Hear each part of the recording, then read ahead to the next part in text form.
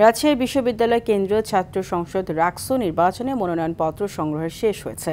10টা থেকে শিক্ষার্থীরা রাকসুর 23টি, সিনেট ছাত্র প্রতিনিধি 5টি এবং হল সংসদে 15টি পদের জন্য কোষাধ্যক্ষ কার্যালয় থেকে মনোনয়ন সংগ্রহ করেন। বিকেল 5টা পর্যন্ত মনোনয়নপত্র সংগ্রহ করা হয়। শিক্ষার্থীরা বলছেন, রাকসুকে ছাত্রদের অধিকার আদায়ের প্ল্যাটফর্ম ও গণতান্ত্রিক চর্চার কেন্দ্র হিসেবে গড়ে তুলতে তারা মনোনয়নপত্র সংগ্রহ করছেন। গত রোববার রাকসুর মনোনয়নপত্র বিতরণ শুরু হয়। প্রথম দিনে 6 জন ও দ্বিতীয় দিনে 10 জন মনোনয়নপত্র সংগ্রহ করেন। দীর্ঘ 35 বছর পর রাকসু নির্বাচনের তফসিল ঘোষণা করে বিশ্ববিদ্যালয় প্রশাসন। তফসিল অনুযায়ী আগামী 15 সেপ্টেম্বর নির্বাচন অনুষ্ঠিত হওয়ার কথা।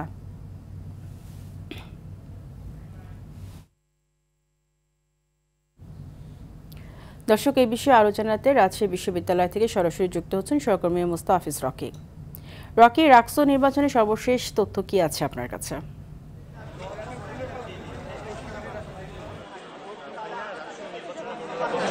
আজকে যদিও শেষ দিন ছিল, তবে কিছুক্ষণ আগে ছাত্র যারা প্রতিনিধি রয়েছেন, যেই নির্বাচন কমিশন রয়েছে, কিছুক্ষণ আগে তারা একটি বৈঠক করেছেন এবং সেই বৈঠকের ফলপ্রসূতে একটি আলোচনা হয়েছে এবং আগামী যে 31 আগস্ট পর্যন্ত মনোনয়নপত্র যে সংগ্রহের যে সময়সীমা সেটি নতুন করে আবার নির্ধারণ করা হয়েছে। অর্থাৎ 5 দিন কিন্তু নতুন করে মনোনয়নপত্র যে সংগ্রহ সেই সময়সীমা আসলে বাড়ানো হয়েছে এবং এখন পর্যন্ত কিন্তু দ্বিতীয় দফায় আবারও তাদের সঙ্গে একটি বৈঠক চলছে যে সেক্ষেত্রে যে ভোট আগামী 15 সেপ্টেম্বর রয়েছে সেটি পেছানো হতে পারে, এমনটি আসলে আভাস পাওয়া যাচ্ছে। তবে আমরা অসমর্থিত সূত্র থেকে জানতে পারছি যে এই ভোটটি আসলে 15 সেপ্টেম্বরের ভোটটি আসলে পিছিয়ে হয়তো 24 থেকে 31 সেপ্টেম্বরের মধ্যে হওয়ার প্রবল সম্ভাবনা রয়েছে। এবং আপনাকে জানিয়ে রাখি যে এখন প্রথম ধাপে যে বৈঠক হয়েছে ছাত্র প্রতিনিধিদের সাথে, তারা যে 3টি বৈঠকে আলোচনা হয়েছে সেটি হচ্ছে যে একাডেমিক ভবনে এই নির্বাচন অনুষ্ঠিত হবে এবং ভোটার যে তালিকা রয়েছে সেই ভোটার তালিকায় প্রার্থীদের ছবি থাকবে এবং পূর্ণাঙ্গ তথ্য থাকবে।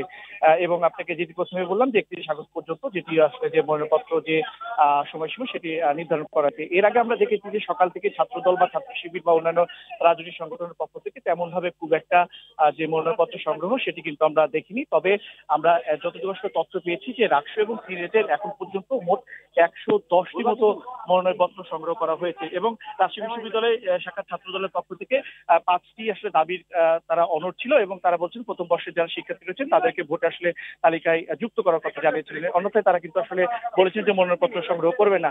এই নিয়ে কিন্তু প্রশাসন একটু বিভাগে ছিল। পরবর্তীতে সব পক্ষকে নিয়ে তারা আজকে একটি কিছুক্ষণ আগে বৈঠক ডেকেছেন এবং সেই বৈঠকটি এখনো চলছে। হয়তোবা অল্প কিছুক্ষণের মধ্যে আমরা সর্বশেষ পরিস্থিতি আসলে জানিয়ে দিতে পারবো। ফারিয়া, আপনাকে ধন্যবাদ।